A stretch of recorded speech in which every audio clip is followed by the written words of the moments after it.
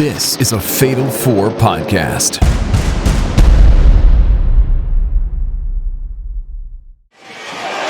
Cena going for the springboard stunner, and he just barely caught him. Didn't get all of it.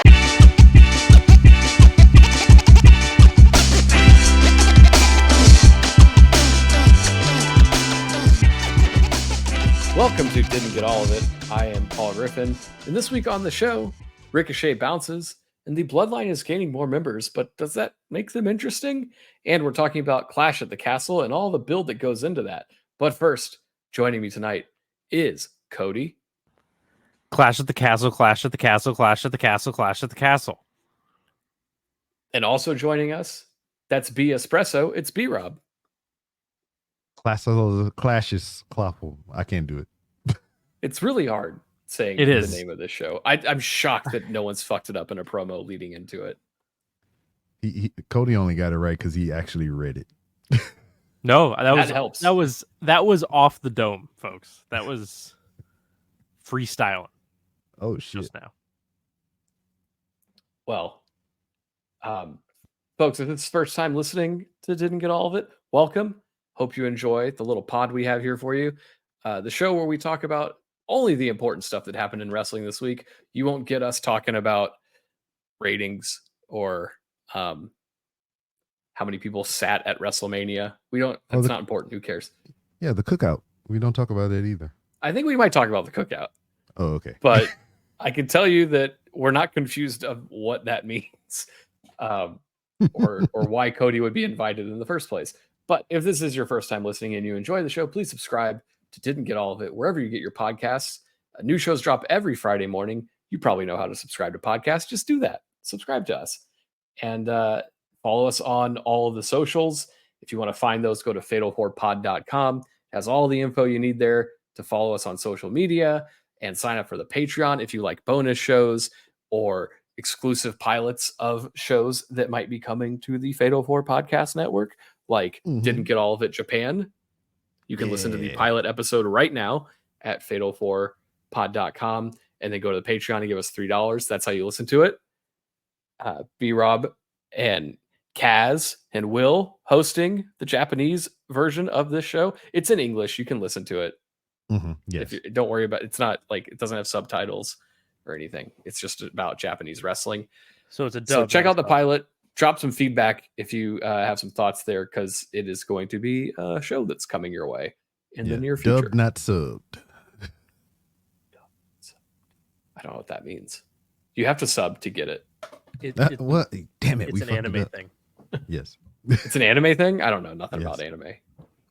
Yeah. You see, anime fans, which I am not one, but they there's I think there's like a kind of a debate about what is better. Is it better to watch anime with subtitles or to watch it dubbed over in English? So sub absolutely dub. dubbed. I'm sorry.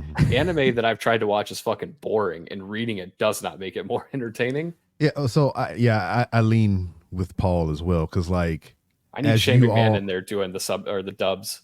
Yeah, as you know, and people that are listening for the first time may not know.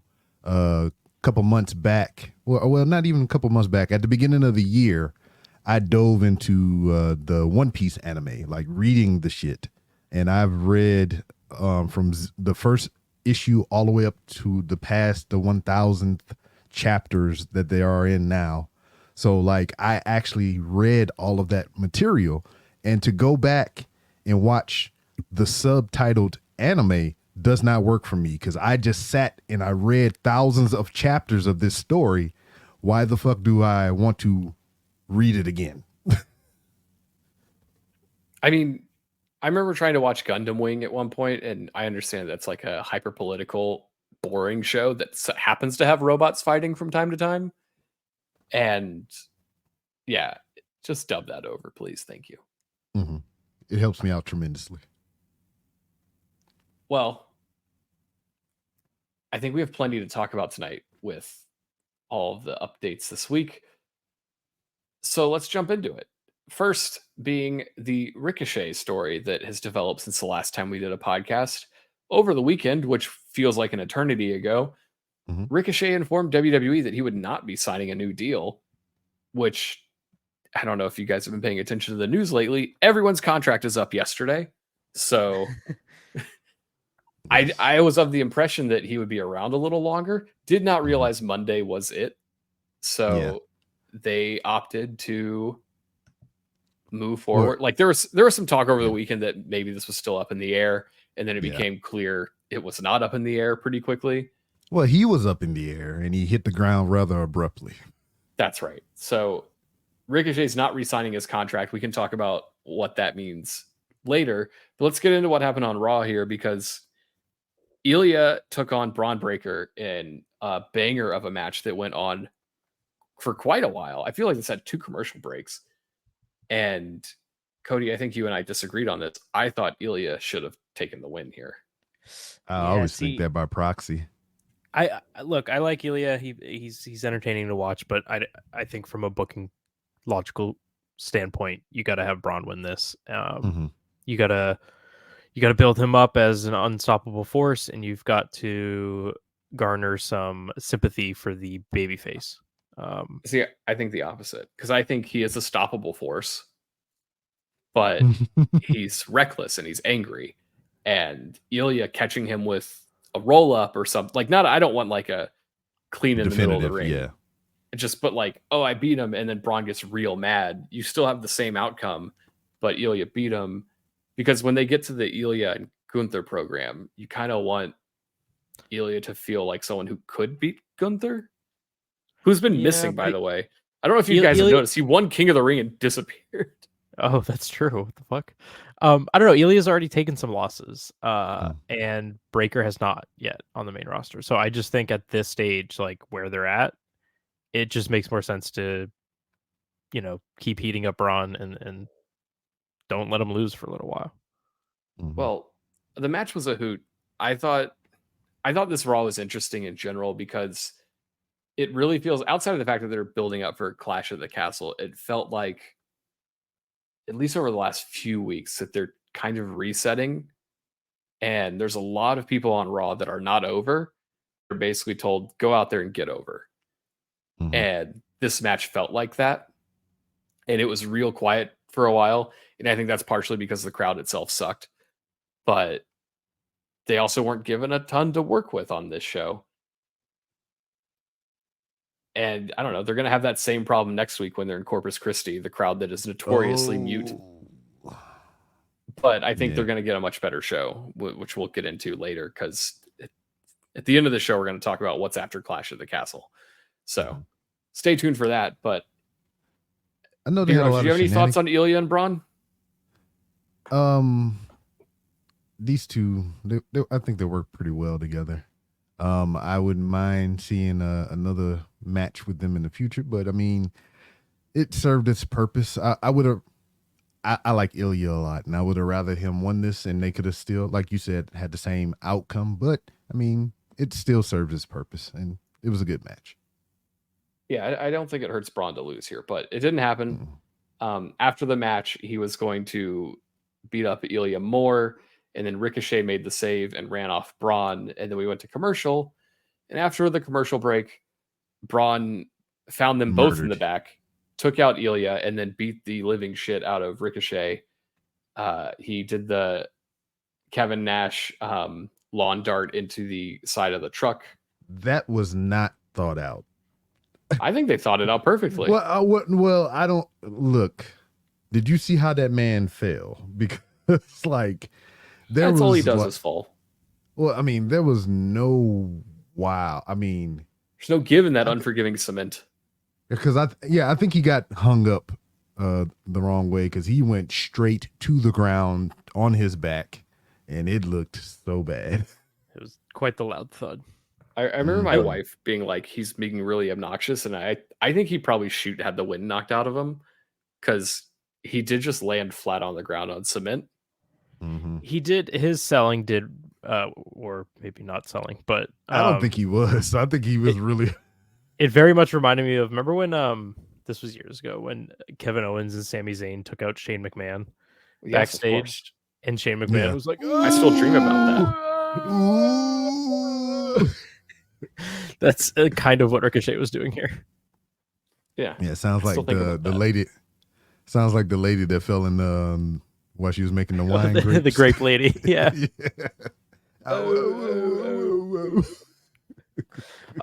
Also, I like how the online reaction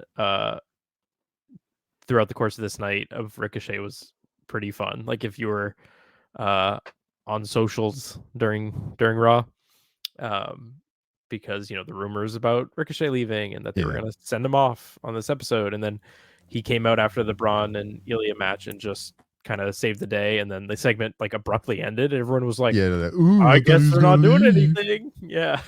And then like less than 20 minutes later, Braun Breaker lawn darts him, and then I was like, oh man, after the lawn dart, I was like, what are they gonna do? Is he gonna like climb to the top of that 18-wheeler and throw him off? Like, this is gonna be crazy. That's what I thought. I thought he was getting chucked off the wheeler. Yeah, and then he ended up just like doing a press off of the stairs onto a car, and I was kind of like, oh, that's it. I thought it was fine, but know what was funny about this? Like the whole shit about the real glass, and here we are with CM Punk in this company, and they're doing shit on the hoods of cars and glass. Well, maybe that wasn't real glass. And there's probably some context to that, like the fact that fucking Jack Perry was like passive aggressive about it and was like shooting in the match, being like, "That's real glass, motherfucker," into the camera. Like that probably pissed him off more than the actual act of doing something onto glass. Because it's unprofessional. And I think the whole start of it was, I think Punk's point, if I recall his interview with Ariel Helwani correctly, he was like, why are you doing this? Like, it's not worth it. It's for nothing. It's for a nothing segment. But this wasn't a nothing segment. This was a send off to a, former multi-time champion, like, and a way to build up this new monster heel character. Like, this was definitely a time to do a cool big spot. Yeah. And what was wild about this as well, they did all this for Ricochet to kind of, quote unquote, send him off or whatever. And like, they still, I don't think they've done the matches and all the stuff for Speed. Oh, I mean, they taped it. Oh, yeah. Yeah. I think so he's still there. Ricochet's defending his Speed title against Andrade on X today. Yeah, while you're listening to this, he's either already lost or is about to defend it. Yeah, it's wild. I hope to God somebody slides into our emails being like, how dare you spoil Speed for me? Come at me, you fucking Elon Musk loving bitch. So anyway, Ricochet's gone. Does he end up in AEW? Thoughts? Well, now hold on, because WWE actually posted an update on Wednesday night. Did you see this? Yeah. Basically saying that Ricochet was going to be out for like, I forget. I'm trying to find the tweet now, but an undisclosed amount of time. An undisclosed amount of time. Yeah, could be years, and who knows what he does in those years. Very interesting. Do you think he's re-signing? I think it's weird they even provided an update. Yeah, right. Like that's what makes me go, huh? Because you would think we haven't gotten an update on Becky Lynch, right? True. That's a good point. I don't know. Yeah. I don't believe it until I see him somewhere else. I just don't see where he fits in AEW right now. Like I think he adds something to the show in WWE. I don't think he adds anything to AEW because they have 30 guys that can do what Ricochet does. WWE has like 3. And that's just one stable, folks. Like, he stands out much more in WWE. Would it be cool to see like Ricochet and Will Ospreay on a, more major stage in the United States? Maybe, yeah. But no, because they're gonna do dorky shit like, let's run to the side of the ring separate from each other and like springboard into each other.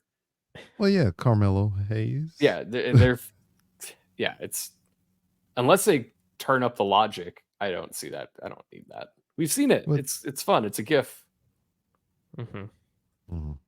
But beyond that, I don't see what he brings to AEW. I don't see what AEW gives him. And I mean, and if it's a thing to where like he wanted to test his free agency and go out and do other things, it's just like as a performer, he wants to go out and perform or whatever. And I mean, I know he gets his some stuff here in WWE. I mean, and I do agree with you that he is highlighted more here whenever they use him. But for him as a performer, he probably wants to do more than what they're allowing him to do here. I don't know what more is. Like wrestle more. He wrestles every week. Yeah, I guess he wants to win matches, maybe. Yeah, and but like, do you want to win matches in front of 600 people or 16,000? And that's what I'm saying. I think he's in a position where like preference. Yeah, and he's also leaving on good terms. He knows that he can go back whenever he wants. His wife is still there, or soon to be wife. Like, if there's a time to leave, go leave. And if you say, "Hey, this ain't for me," call Triple H on in a year and say, "Hey, can I come back?" And he'll say, "Sure." I hope you're ready to put over Karrion Kross.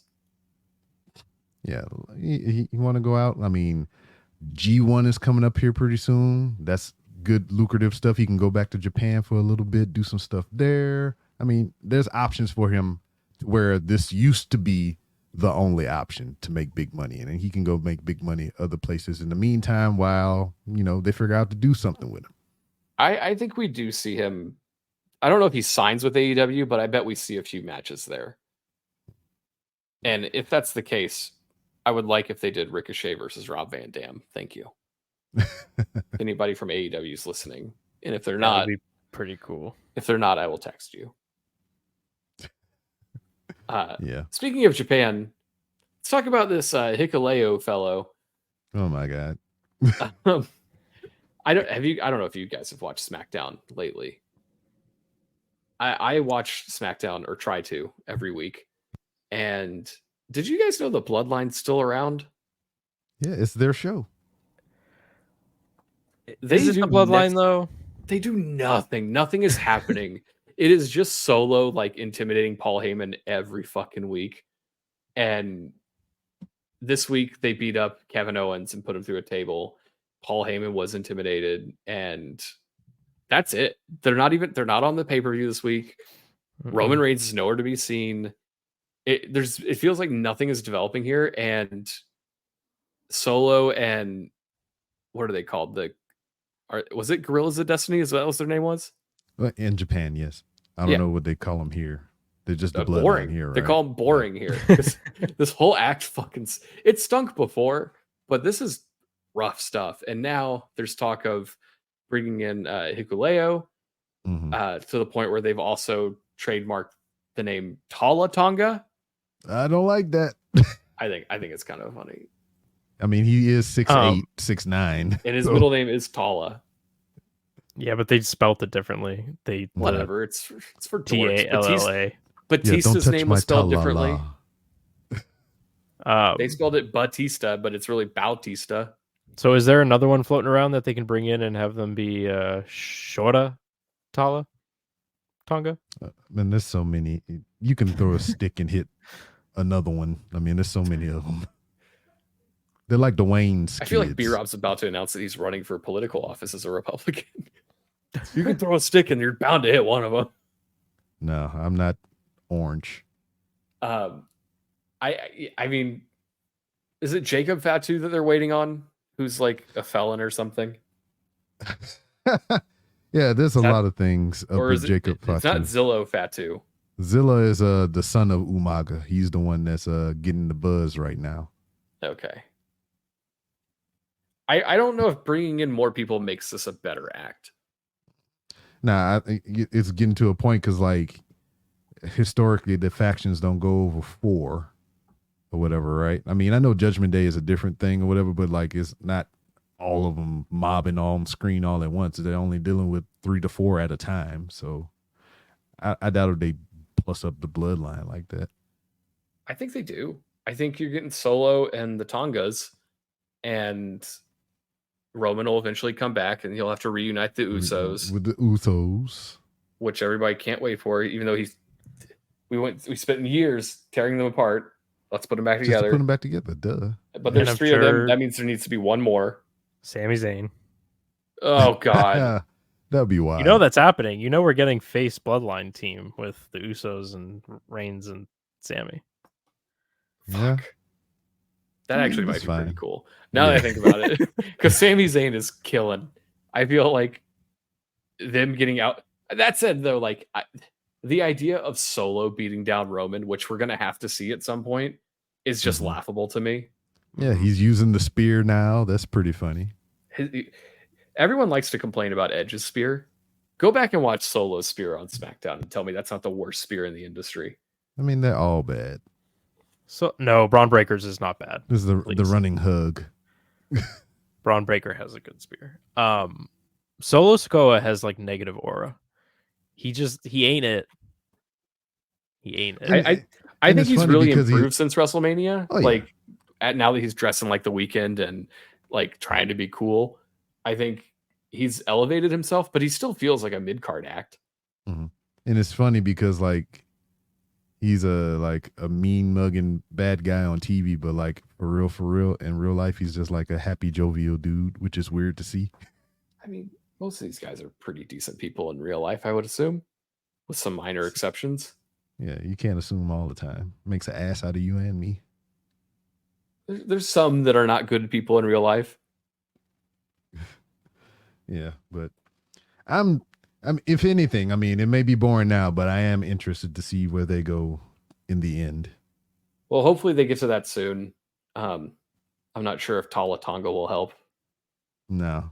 I mean, honestly, from watching him in Japan, from, being a young lion, which is, their developmental in Japan up until like his current form and whatnot, I don't think he fits here. I mean, he provides the tall, but he's still like a fucking dork.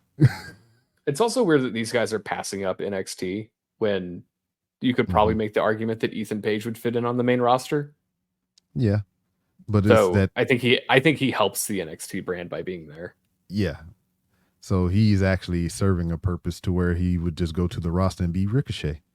Like be there, do cool shit, but like ultimately amount to nothing. Well, speaking of NXT, WWE has made some interesting announcements this week and some that are still to come. I have in our notes here, we're going to talk about the NXT TNA stuff, which I put in my notes after watching Battleground, assuming there would be more. And apparently there was nothing. They did nothing on NXT this week about the NXT TNA stuff, but they did announce for the Marigold Summer Destiny show, which are a bunch of words together that don't make a ton of sense. Io Sky is taking on Utami Hayashishita. Yeah, close enough. She's my favorite, and I can't said it really well either. when I wrote the note out, and then as I was reading it, I'm like, "Oh, this is tough." And my note has a red underline under it, so it tells me it's wrong, but it's not. Apple Notes just doesn't speak Japanese. And then Julia is taking on Sari, formerly the Sky Princess from NXT. Yes, also an NXT person. I thought Julia was injured. I thought so too, but when is this Marigold thing? We'll be talking about that more here pretty soon. I don't have the exact dates off my head. I could check my Google Doc, but that might take some time, and I don't want to detract from the show. Cool. So WWE is letting that take place. They also announced that on the 16th that Pro Wrestling Noah, not here tonight, and WWE will be making a mutual announcement of sorts for an upcoming event. Yes, on June 16th. Yeah, that's when the announcement is, but not thing happening. Yeah, the announcement. So they're working with all these Japanese companies. They're quasi working with TNA.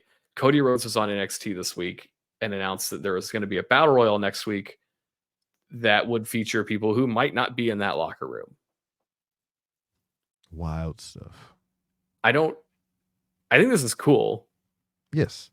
I mean, people can talk all day like, yeah, it's copying AEW. Fine. Like, that's the way the industry evolves. If the idea is we break down some of these hard walls between us and other companies, that only helps everybody. So I think that's kind of cool. And then also is just like, yeah, you can say AEW is doing it, first currently or whatever. I mean, yada, yada, yada, whatever. I mean, but it's like the norm for them. For WWE to do something like this is not in the norm, which therefore makes it more exciting and intriguing. Yeah, it feels weird. It's kind of like the iPhone Android thing. It's like, oh, iPhone got this cool new feature, and Android users are like, we've had that for 8 years. It's like, yeah, but you've had that for 8 years. So like, this is new for us. I think it's neat. I don't know what to expect. Like, I don't know who you would see in an next TNA Battle Royal. I guess we'll find out on Tuesday. Yeah. And then, of course, they have all this stuff going on with the Japanese companies, which if you guys want to hear more about, you can hear the pilot on our Patreon, patreon.com/fatal4pod. But also, that show will be coming to a podcast feed near you soon. Didn't get all of it, Japan. Yeah. So what are we looking at? Like a bi-weekly thing? Podcast every 2 weeks? Something like that. We'll figure it out when we record the next episode coming up here pretty soon. We'll be covering like Forbidden Door. We talk about the announcement from WWE and NOAH that'll be released on June 16th, but also on June 16th, New Japan is releasing the bracket information for the G1 tournament all in the same day. So it's an exciting day for Japanese wrestling. And so we'll be talking more about the Marigold stuff and, Shingo Takagi, famous for New Japan Pro Wrestling, will be in the Owen Hart tournament for AEW. So, I mean, it's a lot of good stuff that we're going to be talking about here pretty soon. Yeah, good supplemental stuff if you're tired of all this North American bullshit we talk about on Didn't Get All of It. Get your extracurriculars that Didn't Get All of It Japan. More on that when the first episode drops. I'm sure it'll show up in this feed, but we will set up a separate podcast feed for that once the ball gets rolling there. But yeah, Cody, did you have any thoughts on the NXT, TNA, Japan, all the weird stuff happening that's not normal, or do you want me to just go to break? I got some thoughts. I don't really follow pro wrestling outside of WWE and AEW. Like I follow very vague things from TNA. So I can't comment a whole lot, but I do hope we see Joe Hendry in WWE because I am on TikTok. And so therefore I have been exposed to Joe Hendry and I am all for him. Like I really think he should show up at Clash at the Castle. I think it would be a massive pop. Yep, he's also a Scotsman. That's what I'm saying.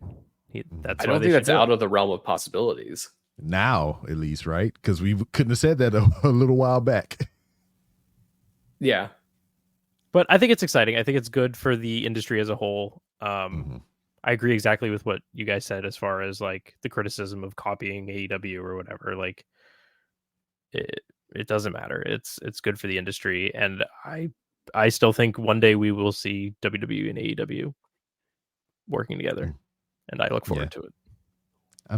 It's just weird to like, when I look at it, it's norm for AEW. When I see it for WWE, I'm already under the assumption that it's with an intention that they're doing this. Yeah, business. Well, no, it's all about making the monies. Yeah, ECW, AWA, all those other things. You know how it go. Oh, we'll give you a little cash. We'll do a little something with you. But we're going to fold you up under this tent here pretty soon. Yeah, I mean, that's definitely what the TNA thing feels like. And considering all the people they're purging in the TNA offices, I wouldn't be shocked if that's we're going to dissolve this and take what we want, and the rest of you can best of luck in your future endeavors. I wouldn't be shocked. Yeah. And then they can do a TNA one night stand and bring back all the people that already work there. Like I'm not gonna lie, TNA One Night Stand would fucking rule. I think it would too. Monty Brown, baby, bring him back. WWE that's did the big get. That like when they did Yes. the ECW One Night Stand and the reveal was we did get the Sandman. That was a big deal at the time. Yeah. The idea of them announcing we got Monty Brown is, you know, a couple 100,000 buys, which is a couple 100,000 more than TNA's ever gotten. Yeah, I mean, the last time we seen Monty Brown, he did a promo package on AEW. But here's the thing: do they put it in a 6-sided ring? Gotten him? Yes, you have to. Right? Have to. You have to. I guess.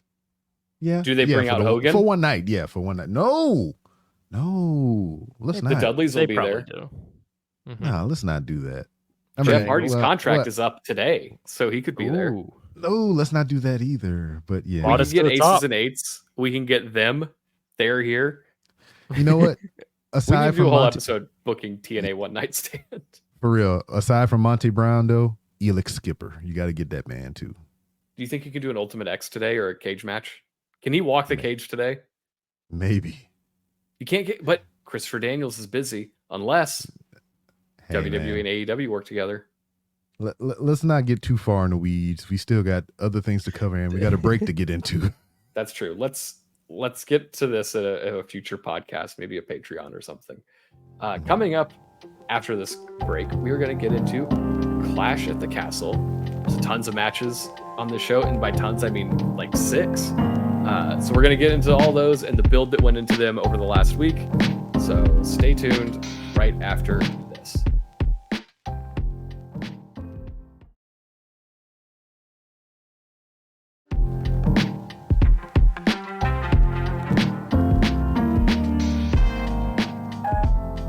And welcome back to Didn't Get All of It. We're going to start talking about some of the developments that happened on SmackDown this week. The Clash at the Castle card got filled out a little bit more, and we learned the stipulation for the WWE Championship match. So on SmackDown, Cody Rhodes and AJ Styles had some brawling, and the OC and Styles, they challenged Cody to a match at Clash at the Castle, to which Cody Rhodes accepted, but he added the I quit stipulation to the match. Mm-hmm. So that cancels out what we thought was going to happen last week. Unless they do the audio recording gimmick again. You don't think Cody's going to quit? I think they should do the audio gimmick again. It's been so long, and they did not roll that back.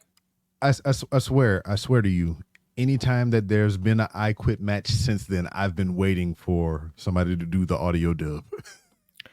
I still think AJ's winning, and I think the way we get it is holding somebody hostage. Yes, I think Brandy.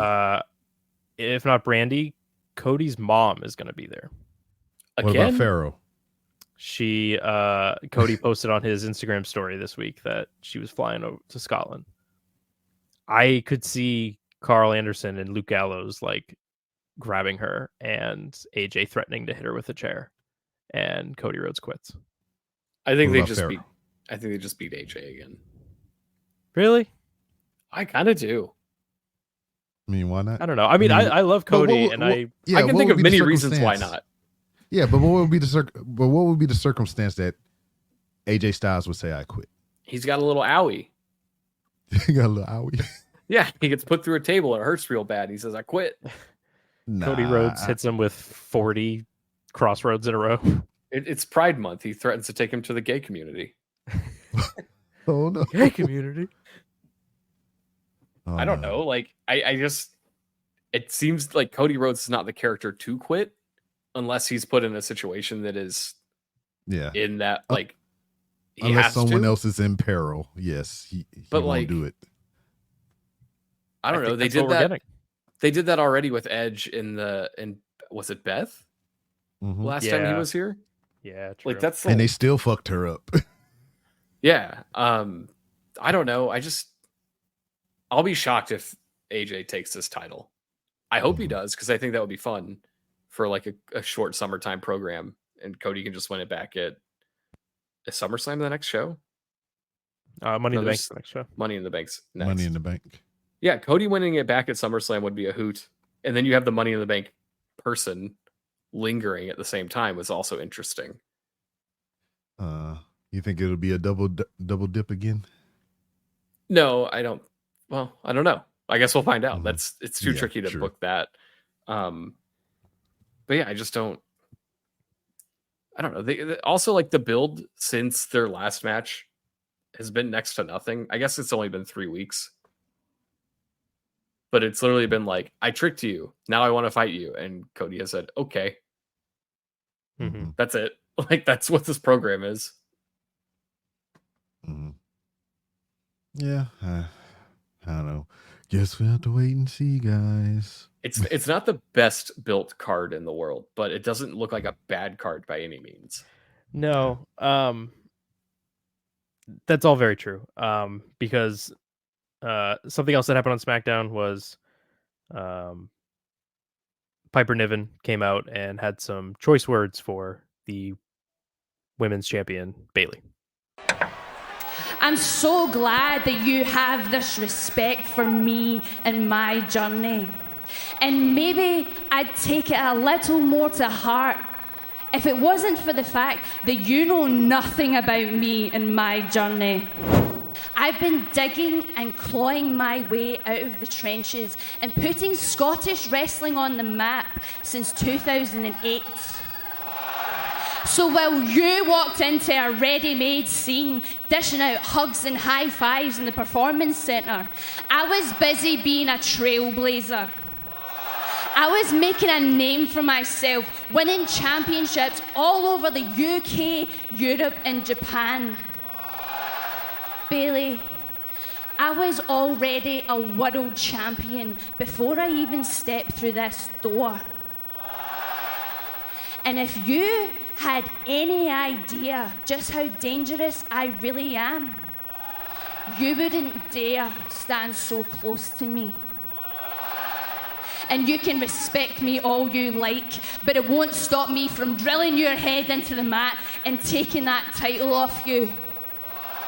But I hope the respect you have for me makes it a little less painful when you look up at these lights and see me standing over you, your new WWE Women's Champion. I loved everything about that promo except for the crowd. And you know what? I wish this was one of those weeks to where, like, they took the whole gang on the road in that country before the pay-per-view actually happened, to where she could have did this promo in her country. Yeah. So it would have been even more better. Here's the thing. I, generally speaking, hate the what chants, and I'm sick of them. And it's the worst thing that Stone Cold ever contributed to the business. On the other hand, I can't entirely blame this crowd for doing it here. Because we're being racist? It's not no. race. Scottish isn't a race. What? It's because who could possibly care about Piper Niven? Sure, the promo was fine, but she just talked me into the room. That promo was excellent. And yes, I don't know. She's shown plenty of flashes of greatness. She had a great set of matches with Becky Lynch a couple years ago.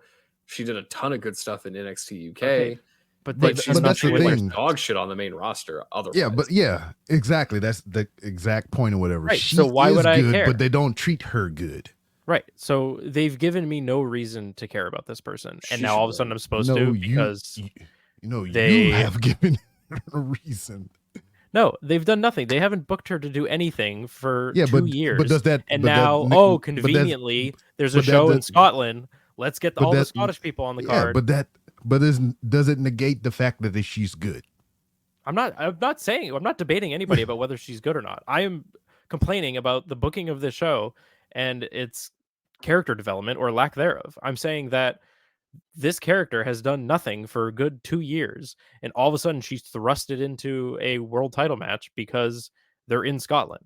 Like, this show was on the calendar a year ago. Why did they not spend a year slowly building her up? She should be a dominant, like she should have been getting a Nia Jax type push where she's just doing squash matches week after week and slowly, racking up wins, and give her a title reign with the tag titles again, and like all this other stuff to lead to this, to make this more meaningful and to give it a purpose. But instead it's, oh shit, that Scotland show's in 2 weeks. Get Piper out there.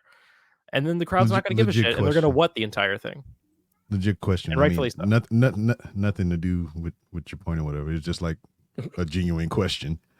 Like, wasn't she hurt for a little bit? Probably. Every wrestler's been hurt for a little bit. Yeah, because like she was a tag champion, and then didn't she get hurt? Or was that what? No, didn't somebody get hurt for her to be the champion? It was initially Sonya and Chelsea, and then Sonya. Yeah, somebody. All right. And okay, then Piper that's why I got over, confused. And she just took the belt, which was very funny. I don't know. Like, I agree that they should have done more to build her up, but they gave her a mic and said, "Go out there," and I think she hit it out of the park. Like that, the promo was excellent. I'm not opposed to her beating. Like, it's not like Bayley's done much since WrestleMania. Yeah, and then it's not like there's a ton for her to do on SmackDown either. Yeah, and then my question would be like, if not her, I mean, you know, I get your gripe. You know, Scottish person, slam dunk. But like, who legitimately, like, who would you put in that position to go up against Bayley? Like, I mean, right now, no one. There's no one on the roster. Well, exactly. Well, so just don't do a match. Like, there doesn't need to be a women's. Just sit there. That's the thing, is they already ran through Naomi, and she hasn't been half the performer that she was before she left. They've already pushed Tiffany to the side, which was a mistake, and that's it on the SmackDown side. Like, there's not. Who's there? Knock. No, the SmackDown roster is very weak. Like, Bianca's there, but she's a tag champ, so she's kind of like tied not up. part of this. Yeah, right. You want Bayley and Elektra Lopez, who I forgot was there. Bayley and Beef Beecham's working on NXT. Like, Tegan Knox is there, but she's not to be working on NXT.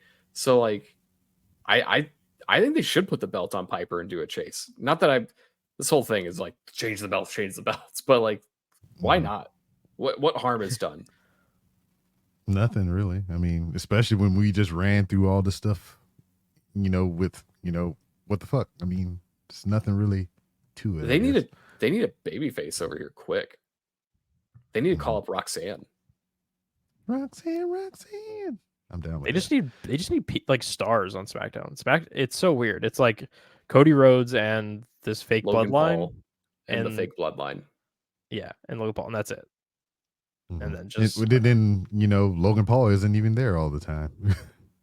Right. No, he's too busy doing what he did this week.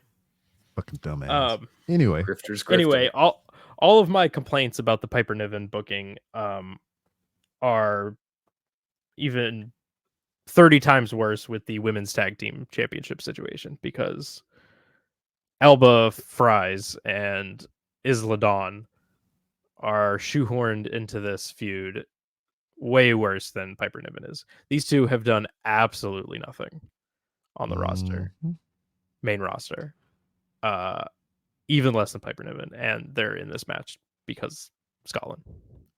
Yeah, which, like, I don't have a problem with, like, yeah, hometown hero stuff, book the local people, it'll get a pop, like, that makes sense. But from a storytelling perspective, they should be putting in more effort instead of just get them out there. Who cares? I think.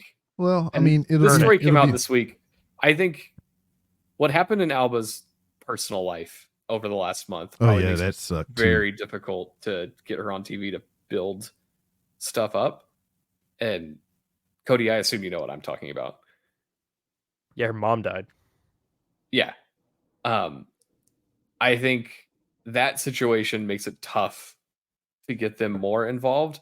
That said, like, I don't know. Like, I get the point. Like, we're going to Scotland. Put the Scottish people on the show. I feel bad that Bronson Reed didn't get to be on the Australian show. But if I remember correctly, his wife was having a baby that same weekend. Yeah. Circumstances. So, yeah, like, he'll get to be on the next one, I'm sure. But I get it, but also, yeah, it is weird that it's Scottish time. Call up all the Scots. That said, I bet the reaction to all of them will be excellent, and they can build off of that if they want to. And I think it's also worth pointing out, and this is me being the guy who says wrestling's a body business, Isla Dawn has noticeably shed some pounds since the last time I've seen her on TV, and looked really good out there. Not just like physically, but like she's having money issues. Yeah, What? She's shedding all those. She's not good with her finances, and she's shedding pounds left and right. I thought she looked really good on Raw. Like, I think they both came off really well, even though they got squashed by Shayna and Zoe. And I didn't see it with them for quite a while. I know that Alba Fire is really good when she was Kaylee Ray. I don't know why they changed her name. And I thought pairing her with Isla Dawn was really stupid after that horrible NXT 2.0 angle they did. Yeah. That was really dreadful. But now that they've ditched the We Are Witches that carry smoky sticks around and stuff, and they're just two chicks, I don't know, like, use the Scottish show as an opportunity to do something with them, because they are good. They shouldn't be stuck in the spot. They're clearly putting in the work.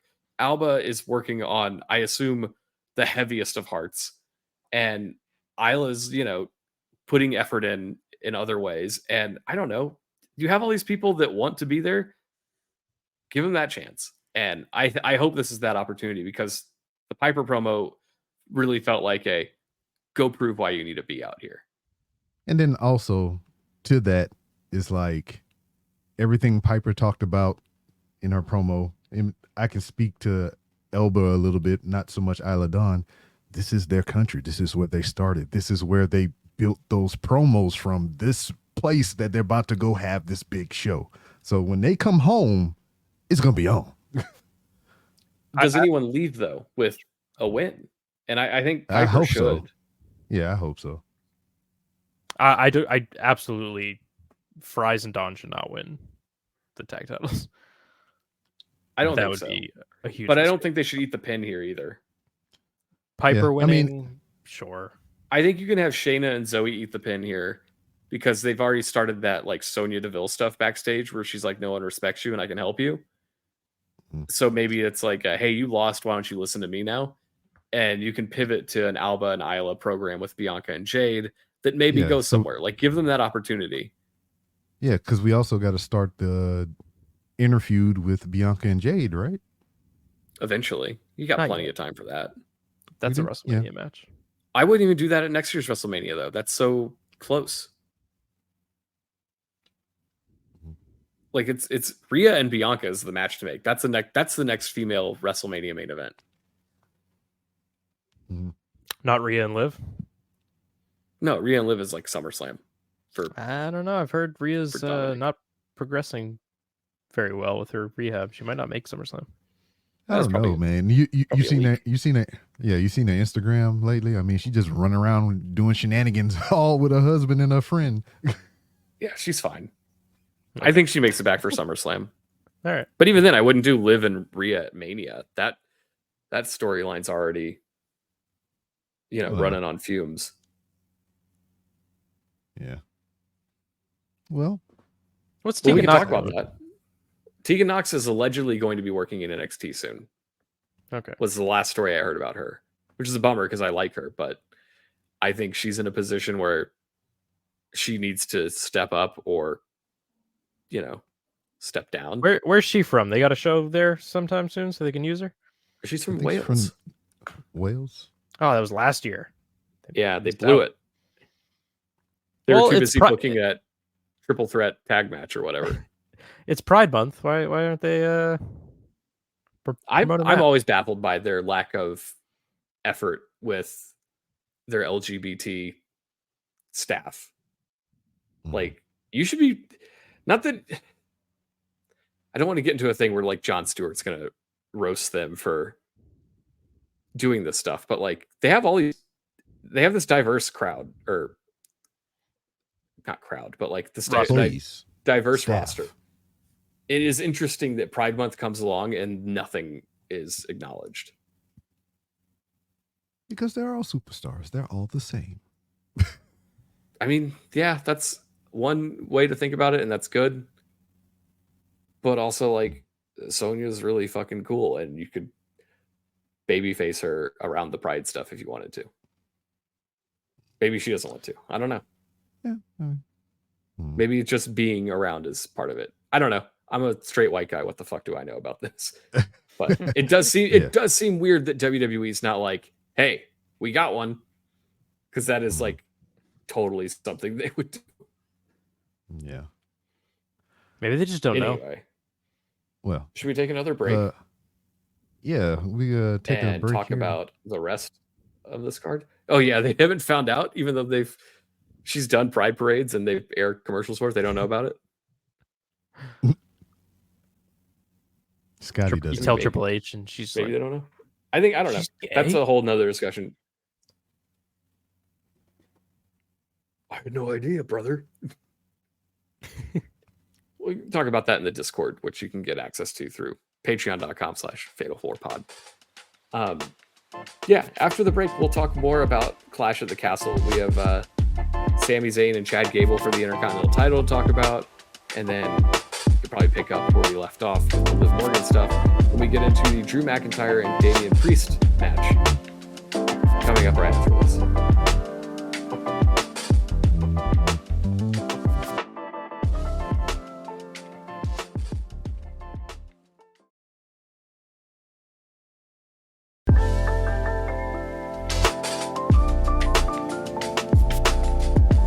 And we're back. And we got some more Clash at the Castle to talk about. We're going to just finish up the card that we got here. And what I want to dive into first that we got left is Sami Zayn defends the Intercontinental title against Chad Gable. Now, I paused there because I thought he was going to play the sound. I do have a sound to play with this, but stop me if you've heard this before. Sami Zayn should lose. Oh man. I think the stuff. So this week on Raw, they did a bunch of stuff with, once again, the Alpha Academy and Sami bullying them. And there was a great segment backstage where Sami approached Otis before their match and was like, well, here, I'll play the sound now. It makes sense. I can't figure out why you keep putting up with Chad Gable after everything he puts you through week in, week out. Well, Sami, at one time I had it all. Different time, I lost it all. My Money in the Bank briefcase, my peach, my big brother Tucky, lost them all. Chad Gable was there. That's my family. My sister Maxine, my brother Tozawa, that's my family. Without Chad Gable, I'm nothing. No, Otis, see, that's what I have a problem with. That's not true. That's what he wants you to think. You are not nothing. Those are his words. Do you understand that? Do you know how special you are? Do you know how special you could be? I really hope that one of these days you can see it for yourself.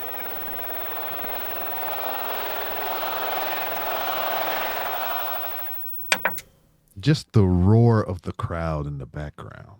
That did sound like a classic SmackDown pop, though. We should ask Skipper Bob. Yeah, we should ask him. This is weird because they don't reference that sort of stuff ever. Mm-hmm. And I found that kind of fascinating because they don't reference it. The fact that he mentioned like a relationship with Mandy Rose and Tucker, like that's Carlson? Again. Remember Tucker? Please don't mention Tucker Carlson. I don't know. I found that very interesting. And I think his logic is sound. He's like, yeah, Chad Gable's treating me like shit, but also like he picked me up at my worst time and I owe him something. And of course, we don't have this in the sound, but Otis beat the fuck out of Sami Zayn later. But he also got in Chad's face and like ripped his shirt off and like got angry at him, and Chad cowered real quick. And I do wonder, like, this doesn't feel like the most generic I bully my teammates and they all turn on me angle. It does feel like there's more to this than that. Mm-hmm. And then I don't know if it was here or whatever portion of the show it was. I mean, there were more behind the scenes background shenanigans going on with Chad Gable talking to Ivy Nile about something. That's interesting that they brought her into the mix, because I thought she was going to get left out. Mm-hmm. And I thought that might have been, like, I'm going to keep talking about it because I want to manifest it. But Maxine turning heel and Ivy losing her tag team and then feuding with Maxine sounds quite interesting to me. Or, you know, you get Ivy out there with Maxine by her side. They're about to do some shit, and then Ivy just beats the shit out of Maxine. I don't know if you can keep doing the sympathy for Maxine thing at this point, because they did it with Candace and Indy, Well, and they're doing it now with Chad. But to like keep beating her down, but I don't know if at a certain point it doesn't work anymore. I mean, but then it evens out later because you'll have two creeds, two guys, one girl, evens up, let them fight. That's why I think you put Ivy in the other group, away from the creeds, because she lost her brothers. And Maxine, it's hard to feel sympathy for someone who's an absolute smoke show. Like, she's... Because she's hot, you can't feel sympathy for her? I mean, you can have sympathy for him, but like, to get a wrestling crowd to be like, oh, I feel really bad for her, despite the fact that she's like a 10 out of 10 supermodel. Like, there is something to that. And I think she's better presented as a conniving, mean person. I think you're projecting, my man. I might be, but I'm also trying to paint this as like break the norm, right? Approach. Ivy Nile doesn't look like a villain. What? She doesn't look like a villain. She can't be mean. Put these two side by side. What are you talking about? Put those two side by side. You tell me who's the villain. Maxine, I think 10 times out of 10. No, I think you just pushing the narrative of a fantasy. I think both of them are capable of playing either role. I think they're both very talented performers, and they can make either work. Mm-hmm. Am I intrigued to see that? No. I think it should be Maxine, but I'm happy for them to prove me wrong. I don't think Ivy Nile as this little villain, like Tasmanian devil, like, I just don't know. I don't buy it. I think Maxine turning and picking on Otis and making him feel sad is a much better approach than Ivy, who's not over at all, becoming a villain. I think you're being... I don't know. I won't say. This match is... Look, we've seen several Sammy Gable matches. Yeah. Mm-hmm. This should, of course, be a fucking barn burner of a match. Like, I fully expect this to be a show stealer. Mm-hmm. Yeah. I'm and down I to put eyeballs on it. I think there's time for Gable to win the title here. Like, at what point? It was time for him to win the title a long time. Yeah, he should have beat Gunther, but we're past that. Like, how many more losses can he take? Mm-hmm. I don't really want to find out. Like, there shouldn't be more. And then also, like, this will be the last thing I say about this is like, what is his contract situation now? That's true. We've talked about that for weeks. The story that came out this week was that he was offered a very lucrative deal, and the assumption is that he's sticking around. But there hasn't been any developments, unless it happened while we've been taping the show.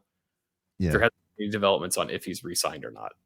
And then, all right, so like, we don't have any deets on if it was a contract or an extension, or it's a per date deal. I've also seen people saying there's lots of people working per date right now, which seems insane to me.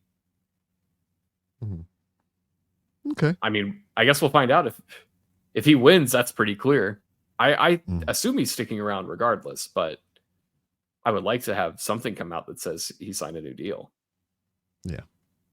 I think he would be best served here, but you know, with all the stuff that's going on, all this intermingling between companies and whatnot, I wouldn't mind seeing Chad Gable in a G1 or a N1 or just anything different, really. But I would. whatever. because I don't want to do that. Yeah, I want to see him here win the Intercontinental title and then go on to be the best heel in the business that he currently is. The last thing we need is him in a fucking collision match with Anthony Sneeze. Yeah. Well, I mean, it's not up to you. It's up to him. Well, I hope he makes the right choice. And that right choice is the choice that I want. Next, in the main event of this card, I assume, is Drew McIntyre versus Damien Priest for the WWE Championship. Or what is this? World the World Heavyweight. Championship. World Heavyweight Championship. The world Getting title. mixed up. World title. I mean, this is And another why would I assume situation this is of the main event. Because It's gotta he's be. Scottish.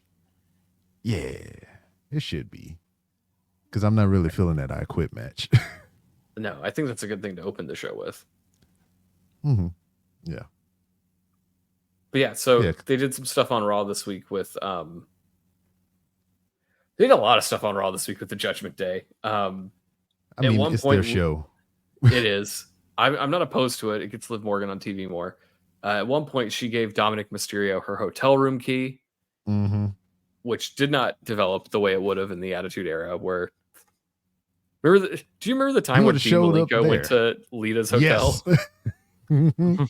Um, That's exactly what I was thinking about. we did not get any segments like that, but we did have a couple segments with Damien Priest, insisting that Dominic gives up that key. And in that same segment, Finn Balor took the key away, but like slipped it in Dominic's pocket. We got no developments there. But later in the night, Finn Balor lost a match to Drew McIntyre, which led to the Judgment Day being barred from ringside at the pay-per-view. So I've seen people reading into this that Balor purposely took the L, but it doesn't look like that at all. Like this is the program where they're doing like little subtle things. Yeah. There's nothing in that match that was him laying down and not like he was trying to win. He still lost the match. Yeah. I assume we're getting a split sooner than later. But I've been thinking that since January. So Yeah. And like between the break, me and Cody kind of talked about that or whatever. I mean, I'm ready to see Damien Priest away from this group. he needs a spark, and I think that's him losing the title and his team turning on him. Because I think he's a cool dude. I think he wrestles pretty good. And I think he'd probably wrestle better as a babyface with some fire. And he's kind of already presenting himself that way. It's tricky because Drew is like definitely a heel when CM Punk is around, but he's always kind of this middle ground guy. They even had Sheamus show up to like gas him up a little bit during a backstage segment. I think it's just because he's obviously going to be the babyface on Saturday, so Oh yeah. that too, yeah. they're just doubt kind of about trying to set the stage for that. I feel like. But I think when this is all said and done, like Priest needs to come out as a babyface. Balor can stay a heel. JD can stay a heel. Dominic is never going to turn babyface. I wouldn't say never. I think I wouldn't say never because it's he going to be finally great. joins with Ray is going to be really good. Yeah. I want to see Ray pass him the mask. That'd be interesting. I don't know what to make of this. I assume Priest retains here with some involvement of CM Punk, but that's gonna not go over well with this crowd. Mm-hmm. Who's gonna want Drew McIntyre to win? No, I don't it's going to think be for the greater good though, right? I don't think we see Punk here. I think Drew just wins. You think he just beats him? Yeah. And I'm not opposed to that either. Judgment Day's banned from ringside, but that doesn't mean that Liv is banned from ringside. Or Carlito. Right. Yeah. Or whoever else might show up, which would be CM Punk. But I don't know. That because seems, I don't think you want people booing CM Punk going out of a show. Yeah, because if Drew wins, it's inevitable that these two would do battle for that title, him and CM Punk. So, that'll be a bigger draw, right? I would assume so. Maybe that's something for Money in the Bank. Mm-hmm. I'm really not sure what they do here. I thought the stuff they did on Raw was fun and interesting. And you know what? I think that would be kind of cool if Money in the Bank is kind of what it fell on, because that's kind of what Punk is infamous for in this company, right? Just taking the thing and leaving that Money in the Bank. And then we get Seth back for SummerSlam. You can kind of do the whole thing. You could do a triple threat with Seth, Drew, and Punk. Yeah, some cool stuff, I guess. What else was there? I mean, Braun Strowman's not in the Judgment Day, and I think the QR code bullshit is pointing to a Monday debut of this group. Yeah. Which there's been speculation it's just like all the dorks. Oddly enough, not Alexa Bliss or Braun Strowman in the reporting. Thank God. I mean, I want Alexa Bliss back on TV so bad that I would accept her carrying around a fucking doll with teeth. But I would hate for her to be shoehorned into this group that's allegedly Bo Dallas, Joe Gacy, who else? Nikki Cross, which I don't know. She'll probably be the star of the group, honestly. Who else is in there? So Dexter Lumis and Eric Rowan. That's the group that's being reported. Wait, if Nikki Cross is in this group, then they're going to show up on Saturday, aren't they? Yeah. Oh, yeah. Yeah. Maybe that's how they get out of this main event. True. I mean, and that we'll have a lot. We'll be talking about different stuff next week if that's what happens, because it does feel like the last 3 weeks of Raw have felt very much the same. Yeah. And then what's kind of wild about this whole QR code, everything it's been spreading everywhere, all over their platforms and everything, so much so that it even worked its way into WWE 2K24, to where like they did some shit and they had one of the locker room codes to where you can get like the crow thing that they'd be flashing on the TV as one of the locker room perks or whatever for the My Faction shit. Have you played My Faction at all? Because I don't even know how that shit works. I'm playing it right now. Oh, you should be hosting a podcast right now. Maybe. But we'll finish this one off first, and then we'll talk about that later. Okay. So I mean, what do we see coming out of this? Like, I assume we're getting Defiant stable on as soon as Saturday. I was assuming Monday, but maybe Monday is this is why we did what we did thing, as opposed to debuting there. Yeah. Oh man. Because I mean, do Drew and Punk need the title? I mean, because if you say no, I mean, yeah, I believe we could get a debut of the Shenanigans Saturday. I think they don't need the title, but it's been about the title the whole time that it's okay to have it there. And I think it elevates that title, which kind of feels like nothing on Damien Priest right now. Yeah. And then, like, even if there is Shenanigans, I think it's cool because how often do they go to Scotland? So, I mean, it would be cool to leave the crowd with some, oh my God, we did some wild shit here when they came. But you know what? Here's the issue. If Punk's ready for SummerSlam, Drew McIntyre and CM Punk should happen at SummerSlam. But Gunther won a title shot. Yeah, he did. At SummerSlam. For SummerSlam. So maybe Drew doesn't win here. Did they say it was for the brand of their winning, right? Yeah. Correct. So he would be facing the world champion. Cool. Okay. Unless you're getting Gunther versus Punk, which no, thank you. No, thank you. I think Gunther. What do you and mean? Drew is... That would fucking slap. Are you kidding me? No, it would. Gunther slaps everybody. Slaps the shit out of them. I think Gunther and Drew is a match to run. Like, they've had that program before. You could run that back. Gunther and Punk being a 1 month build is stupid. Yeah, I don't. Yeah, I'm good. And it also takes Punk away from the Drew feud, so like it gets too muddy. So yeah, maybe they do postpone the split here. And I mean, unless somebody wins Money in the Bank and takes it from Priest before SummerSlam. Ooh, I could. No, but I could see Drew winning here. I forgot about Money in the Bank being in the middle. I could see Drew winning here, and then on a Raw or something, CM Punk beats Drew McIntyre down to the point where the Money in the Bank winner cashes in. And then we get whoever that was versus Gunther. And then we get non-title Drew and Punk at SummerSlam.